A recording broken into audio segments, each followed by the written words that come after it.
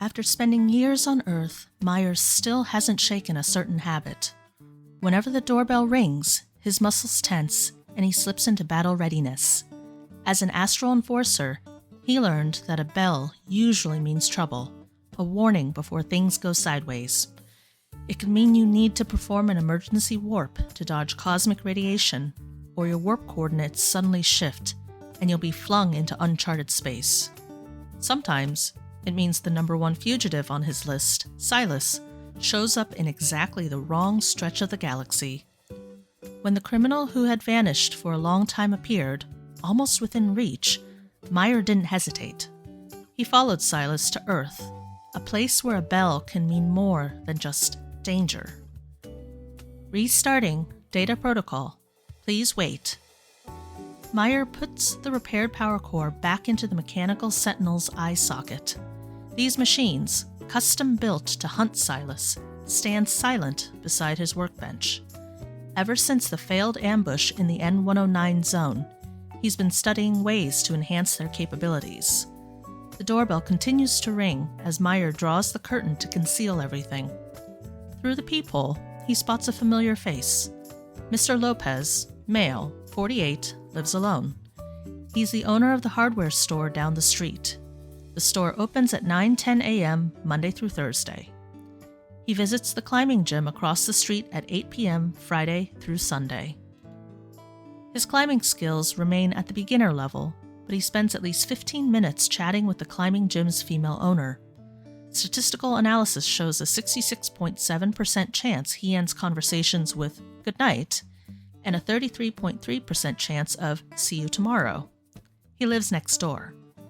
Earthlings would say he and Mr. Lopez are neighbors. On Philos, Meyer never met his neighbors. People kept their distance and avoided close relationships with anyone. This even applied to blood relatives. On his first day as an astral enforcer, he was taught that desire and emotions are primitive human flaws that only hinder Philos' new humans from advancing. So when it comes to someone stopping by for no apparent reason, Meyer has already drawn his conclusion. This Earthling is acting abnormally, and he must have ulterior motives for approaching him. A colleague? A rival? Or one of Silas's underlings? Perhaps the climbing gym around the corner served as his intel exchange location.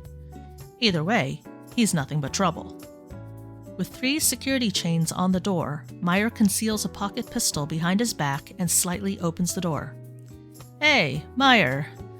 Sorry to bother you again." Furrowed brows, fidgeting hands, Meyer has thoroughly internalized an Earthling Behavior Analysis Manual. He quickly assesses his neighbor's psychological state. 3 parts nervousness, 3 parts awkwardness, and 3 parts ulterior motives. As for the remaining part, noticing the peculiar pink flush creeping up from his neighbor's ears, Meyer frowns. This Earthling has never shown signs of shyness in front of him before. His neighbor mumbles, "Excuse me." Then he holds up a heart-shaped LED sign. "There's a small problem with this thing, and I can't find my reading glasses. I was wondering if you could fix it." Staring at the flickering LOV and the dim E on the sign, Meyer quickly lists possible uses for this LED sign.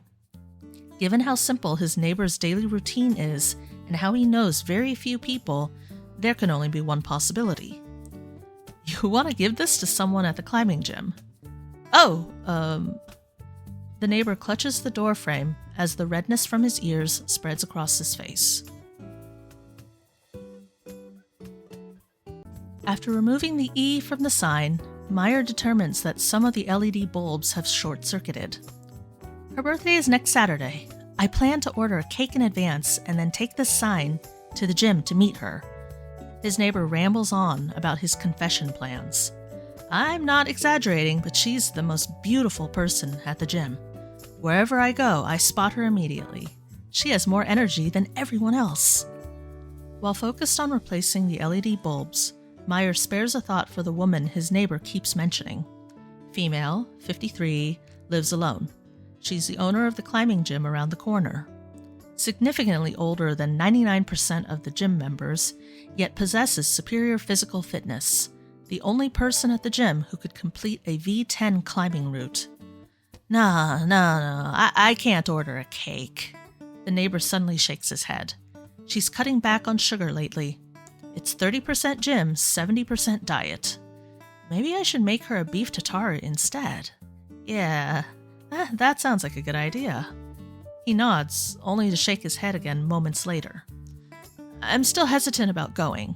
She has a great personality with so many friends. I'm just one of the most ordinary among them. Seemingly dissatisfied with himself, he looks a little dejected. Meyer, do you think she'll accept my feelings? The room falls silent. On Earth, a confession might mark the beginning of a relationship or toll the death knell for a crush. The very concept is interwoven with countless stories, but in the harsh Philosian laws, these sorts of confessions are explicitly prohibited.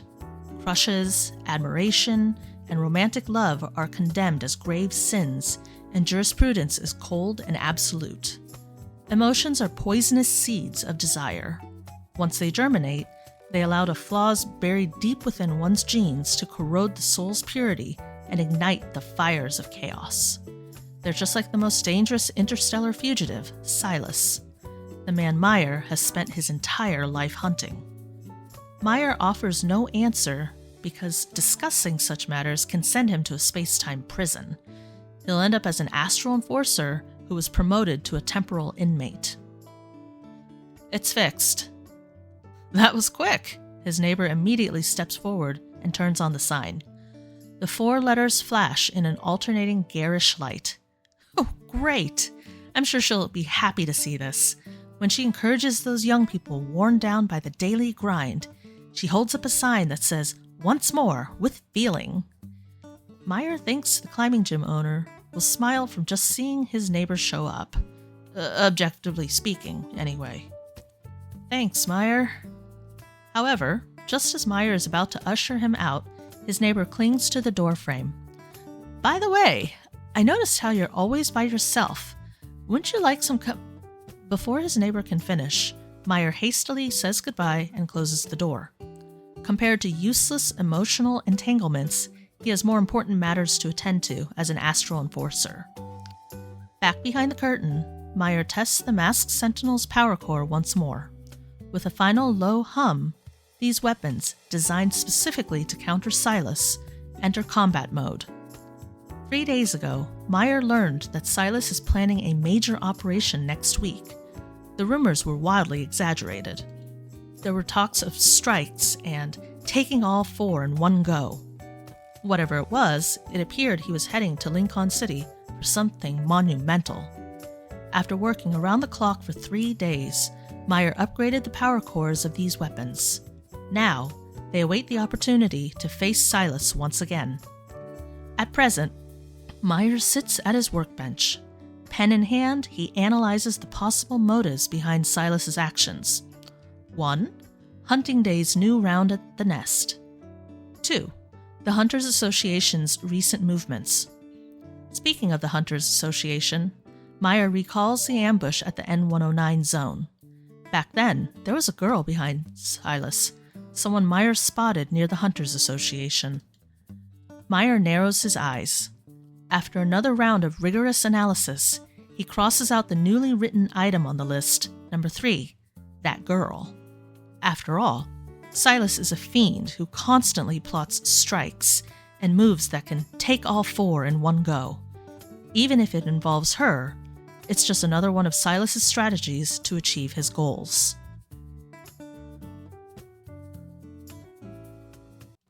One week later, at the border between the N109 zone and Lincoln's Imperial Ring District, a motorcycle speeds past. Dark figures crouching in the bushes silently transform into shadows trailing behind him. Meanwhile, Meyer sits in a cafe and monitors everything remotely. The nest, the Hunters Association. He already positioned surveillance devices at every possible destination Sylus might visit. This ensures he can be intercepted no matter where he goes.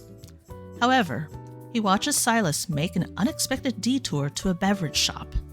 Is this to throw off any surveillance? Meyer continues to stare at the screen. 5 minutes later, Sylus emerges with 2 cups of milk tea. Was he just thirsty? But why 2 drinks? Perhaps he's heading to an intel exchange location first? Meyer watches as Sylus stops in front of a vintage vinyl record store. A quarter of an hour later, he walks out with an elegantly packaged box containing a record. Records? It seems to be an ancient medium that Earthlings use to store music. Meyer has reached a conclusion. This must be a new intel exchange location. After all, the record store is in a strategic position as it sits on the border between the N109 zone and Lincoln City. It's ideal for recruiting new factions from this gray zone. Just as he's getting a clear view of the record Sylus is holding, the target suddenly stops beside his motorcycle. Meyer's breath stops for a second as Sylus makes eye contact with him. 3 seconds later, Sylus looks away.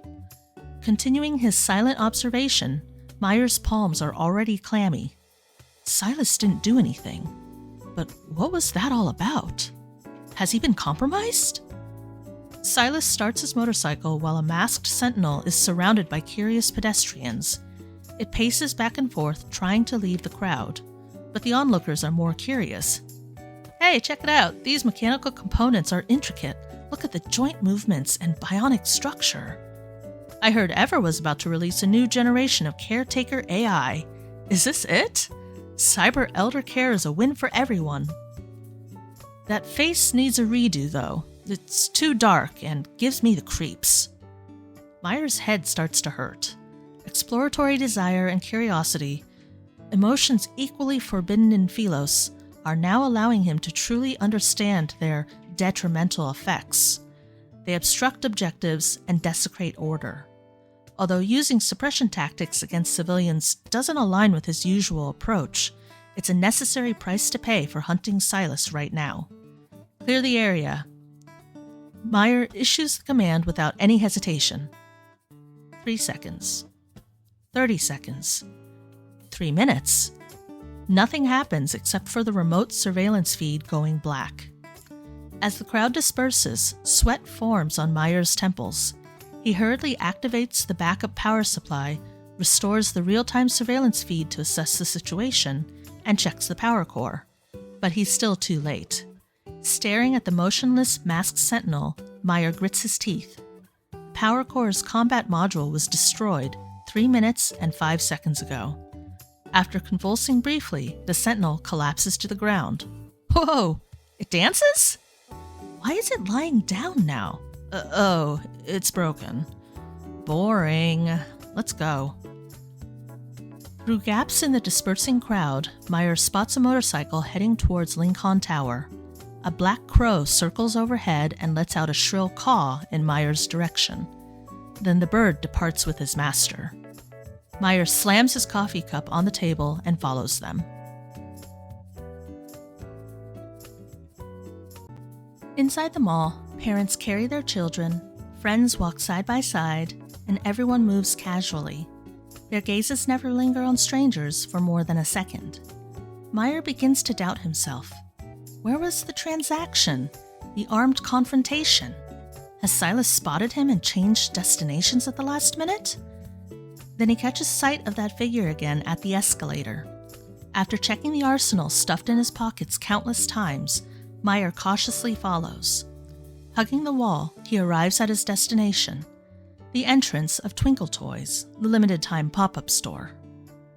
10 meters away, Meyer finally detects vigilance and seriousness on Sylus's face, except it's directed at a claw machine. The hunter girl stands beside him. She's not wearing her sleek battle uniform today. Instead, she's hugging a fluffy, sunny dino while staring intently at the claw machine in front of her. The girl says something to Sylus. He responds with a slight smile before bending down to insert a token into the claw machine. The lights flash as the machinery charges. Sylus grips the joystick, moves the claw, and presses the button in one fluid motion. He gets nothing. Another token goes into the claw machine. Meyer notices thin wisps of black-red mist swirling around the claw. That's Sylus's evil, which is powerful enough to devastate an entire planet. When he sees this evil be used, Meyer reaches for the weapon in his pocket. But the most dramatic thing that happens next is the plushie falling as the claw moves. It's followed by the claw machine emitting a sound effect to signify failure. After a third unsuccessful attempt, Meyer catches a glimpse of something small and fleeting on Sylus's face, a flash of defiance and heartbreak. An earth-shaking revelation strikes him. If his colleagues find out that this fugitive, legendary for committing atrocities without batting an eye, can make such an expression at a claw machine on Earth, who knows how many more interstellar horror stories beginning with Sylus would proliferate. Meyer watches as the girl gives Sylus a playful poke. She's seemingly gloating about the rare plushie she clawed out earlier. Sylus says nothing. He lowers his gaze, raises his hand, and gently flicks her forehead. Meyer recognizes an emotion on their faces. It's the same one he saw on his neighbor's face during his weekend visits to the climbing gym. So the strikes in the intel are actually about a pop-up store? Taking all 4 in one go meant getting 4 different colored plushies? And the major operation is actually a date? Meyer remains confused. The colorful plushies lie inside the claw machine, and they seemingly mock Meyer and all his preparations. He pulled out all the stops to counter this fugitive's evil, and his target used his evil on a mall's claw machine? The girl goes to the counter to buy more tokens. Meanwhile, Meyer feels the intense sensation of being watched. He sees Sylus stroll towards his hiding place. In his left hand, he still carries the 2 unfinished cups of milk tea, while his right hand reaches towards his pants pocket. Of course, everything had been part of Sylus's disguise. Now he's finally revealing his true intentions. Stepping back, Meyer quickly adopts a defensive stance, his mind running through countless possibilities of what weapons Sylus might pull out. As beads of sweat form on his temples, he feels a mixture of thrill and trepidation unlike anything he's experienced before. Unlike the red dot marked Sylus on the interstellar map and the figures seen through a monitor, it's a face-to-face showdown. 10 meters, 5 meters, 3 meters. Sylus pulls out a coin. Sylus holds the coin between 2 fingers. Sylus tosses the coin. A microbomb disguised as a coin? A regional mind control device? Or is it a listening device? Meyer ducks and rolls. But before he can congratulate himself on dodging the attack, something hits his right knee. Pain and numbness shoot through him. He's forced to fall to his knees. The culprit is a token bearing the Twinkle Toys logo. It spins on the ground. To be exact, it spins in the spot where he once stood. It's untouched by anything else. Frozen in a pose more ridiculous than most plushies, Meyer watches as Sylus turns and walks away. He returns to the girl's side. He hasn't said a word throughout the entire encounter, as if he was disturbed by someone insignificant. He just sent a warning. Whoever it was should take the hint and choose another day to visit, or it won't just be a token flying their way. With the masked sentinel no longer by his side, Meyer feels there's no need to continue. Sylus's schedule today revolved around a single concept: a date. The banner with "Big News" at the dessert counter catches his eye. In the past, Meyer would have scoffed. How could this possibly count as big news? Physical pleasures are more trivial than a speck of dust. But now, his mind is blank. This fruitless pursuit finally made Meyer realize something. He never truly understood this Earth. Where to eat, what to wear, and what games to play are considered matters of great importance. Naturally, he also never understood Sylus, the man who chose to become a fiend while destroying and leaving Philos behind. He rejected everything it stood for. After giving up the pursuit, Meyer returns to the record store and purchases the same vinyl record as Sylus. He hopes to gain new intel about Sylus from it. By becoming more familiar with his opponent, he'll gain an advantage for his next operation. However, once the record is brought home, he discovers that the second-hand record player he acquired is broken. The same man who remains composed when facing lethal weapons is at a loss before a turntable that won't spin properly. After repeatedly searching for fixes and failing to find one, Meyer finally knocks on his neighbor's door. He vaguely recalls that the man had a record player tucked in the corner of his hardware store. "It's an easy fix." The neighbor enters Meyer's apartment and begins tinkering with the record player. Looking at the climbing chalk that still lingers on his neighbor's hands, Meyer remembers that the man planned to confess his feelings at the climbing gym yesterday. "Did she smile when she saw your light display?" Meyer asks. "Huh? Oh, that." Before he continues, the needle falls and classical music gently fills the air. There's no intel as Meyer had hoped. It's an ordinary record, and the soft melody is unlike anything from Philos. "I gave her the beef tartare, but I left the sign at home," the neighbor says while patting his somewhat soft limbs. "I'm not quite there yet. At least, I should wait until I can climb V10 with her. That would probably increase my chances. She has lots of friends, and others look at her with the same gaze as yours. Someone else might confess to her while you wait. If she accepts someone else's confession, it means she likes them too." The neighbor rubs the fabric of his pants and gazes out of the window. He's looking at the street corner. Isn't that wonderful? When the person you like also feels the same way, that's the best thing in the world. "You don't want to have her?" Where did you learn that phrase? It's not about having her. It's about being with her, living together, and dreaming of a future together. But I want her to be happy, joyful, fulfilled. That's more important. This is something Meyer didn't expect. "Loving her made me fall in love with rock climbing," the neighbor says. He's made himself at home on Meyer's sofa.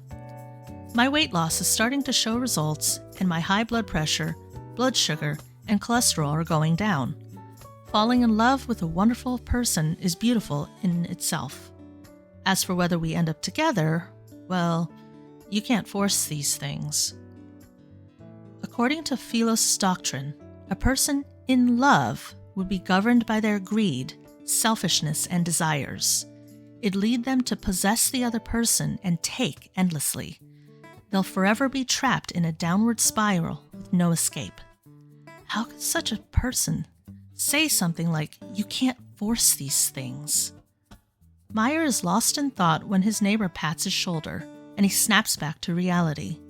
"It's okay. Even if she's not my future, I can always drag you along as my friend to go rock climbing." The record spins as classical music flows gently throughout the room. After several seconds pass, Meyer finally releases his grip on the pocket pistol in his right hand, switches on the safety, and quietly hides it behind the sofa. Perhaps this is Earth's basic etiquette for treating a friend. When he sets down the gun, Meyer feels something unusual stir within him. Listening to his neighbor, he's struck by a sudden urge to share his own experiences in tracking Sylus. This impulse immediately confuses him. It serves no functional purpose, is completely meaningless, and can even expose his identity. But if he imagines himself as an Earthling, perhaps this is what his neighbor called friendship, this desire to share that Earthlings possessed. Meyer has finally tuned into the same wavelength as Earthlings.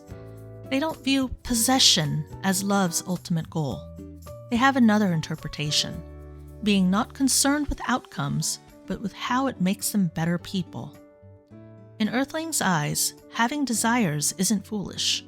Being controlled by those desires is what led to ruin. Here, some are governed by their desires. Others master them, and a few treat desire as a spice of life for finding purpose. They gave a new name to the state of having just enough desires. They call it living. Eating, drinking, enjoying life, the everyday necessities of life. These are the things that truly mattered to the people on Earth. They even have a more appealing name for these perfectly balanced desires: aspirations. What's this? The neighbor rolls over on the sofa. When he pulls out a fluffy plushie from under him, his expression cycles through several emotions. Meyer doesn't know how to explain himself because it's a plushie he got with that token the other day. He can't articulate the reason why. Maybe he wanted to check and see if there was something unusual about the plushies Sylus obtained. Or maybe he had developed that earthling desire to snatch toys from the claw machine. Meyer feels it's time to study the act of living. Since Sylus has chosen Earth, he would need to adopt the Earthling's ways to know his enemy as well as himself. Listening to the gentle music and having a simple friendship, Meyer experiences the most peaceful rest he has had since arriving on Earth.